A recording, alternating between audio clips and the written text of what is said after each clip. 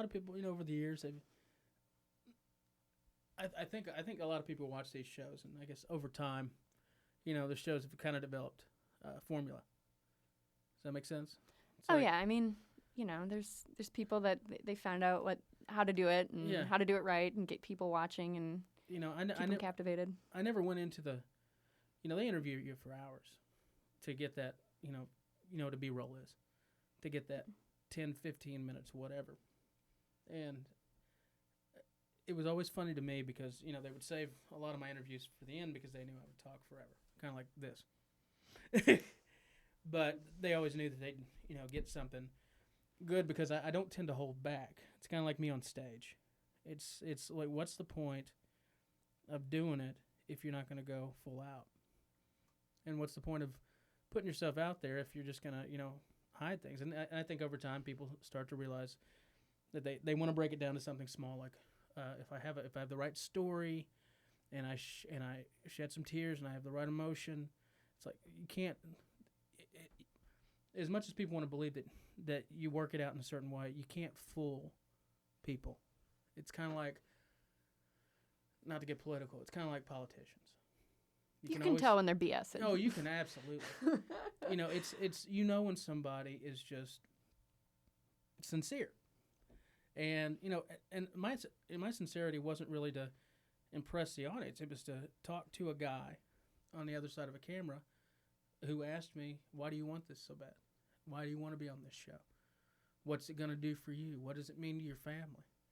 And when you're a kid thinking to yourself, who hasn't sung in 6 years, at this point, at 32, people forget. Because, the story for most people is he went to Mizzou and then he won America's Got Talent. There was a long time there I didn't sing.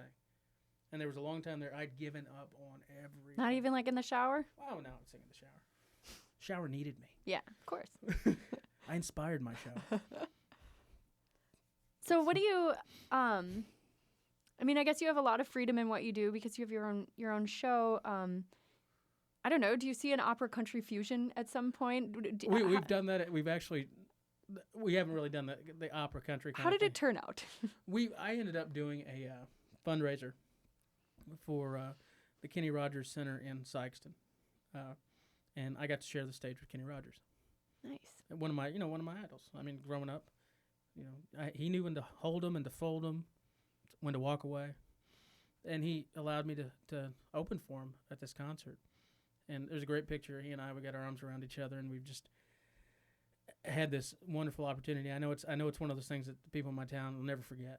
Because people, it's sold out. We raised so much money for this. I think we raised over $100,000 for the kids with cerebral palsy and disabilities, and it was just, to me, I don't decipher between the two. When I could karaoke, Ave Maria, and then the next line, God Bless the Broken Road from Rascal Flatts. To me, it doesn't matter. Music is music. It's all beautiful, a good melody, a good hook. But I'm just a country boy from Southeast Missouri, and if the time ever comes for me to sit down with Keith Urban or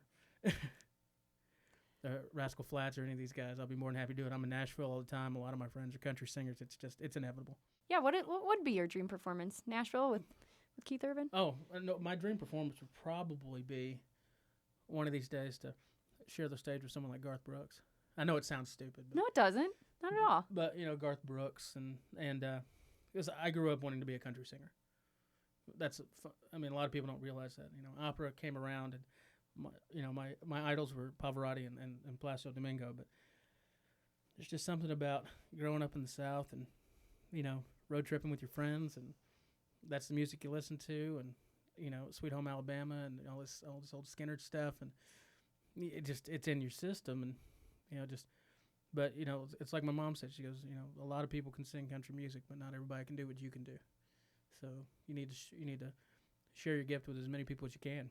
And I'll tell you, when I first got out of high school, first thing I wanted to do was go to Mizzou, and I didn't get the opportunity right away. So I stayed close to home to be near my family. At the time, there were some things going on. And I got the opportunity 4.5 years later to come to this campus. And the proudest day, one of the proudest days of my life was the very first day. It's like today's the first day of school for all these new kids. And I'm walking around and I see all their faces and just they're glowing and beaming. You know, they're so proud to be here. And for me, because it was 4.5 years, yeah, I left my fraternity behind. Yeah, I left a lot of my friends behind. But, you know, a lot of people don't realize I was doing a dual major. I was doing my music here and transferring credits back from the speech department over here off the quad, taking those speech classes, transferring them back to Southeast. So I graduated from both schools in May of 2001. So I was taking 22 hours. So I'm walking around campus. The proudest day of my life, January 1999, parked my car, got a ticket because I was in metered parking. I didn't know what I was doing. Walked to the music building, and I'm walking down and I'm passing Memorial Hall. Yeah, that's right. And it's right next to the music building. And passing the Collins and Jesse and all this other stuff. And they had one of the first years they had the banners and the new, you know, Mizzou cat logo, which I've always loved. And people are like, oh, you know, the old stuff, the M and the U. And I couldn't imagine. It was like starting college all over again. You know, I was so proud to be not just a performer at this school, but to be a part of, you know, the legacy that is, you know, Mizzou.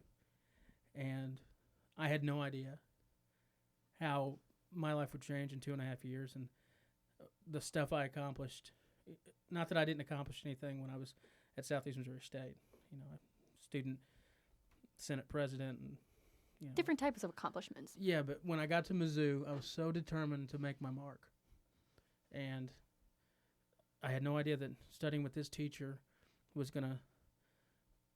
would convince me that even though I couldn't afford $100 for an entry fee into this national competition, you know, my friends took up a donation so I could afford to just fill out the application and mail it off.